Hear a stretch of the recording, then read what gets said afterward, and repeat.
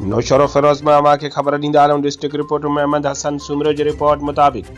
जीए सिंध महाज़ पारां शहीद हिदायत लोहर जे क़त्ल जो केस दाख़िल न करण खिलाफ़ ठारू शाह में एहतजाजी रैली कढी वई, जंहिंजी अॻवानी जीए सिंध महाज़ पारां ज़िलई सदर इरफान डायरी, खलील शर, आलिम बालादी, साबिर बबर, इम्तियाज़ डहराज, जहांगीर बबर, नूर मोहम्मद शर, चंदर यादगार कमेटी के अॻवान अलीशेर कीरियो,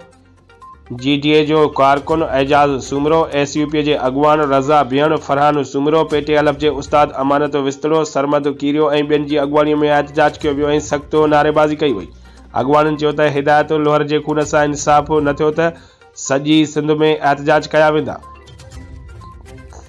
हुननि IG सिंध ऐं वसवारनि खां घुर कई त फिलफोर नोटिस वठी कातिल कानून जे गिरफ़्ट में अचणु घुरिजनि, ॿी सूरत में एहतजाज जो दायरो वसी कयो वेंदो। ये जो ना मालूम है हमको सब मालूम है, ये जो ना मालूम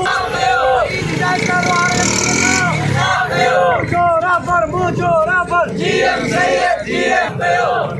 ये जो ना मालूम है हमको सब मालूम है, ये जो ना मालूम है हमको सब मालूम है, ये जो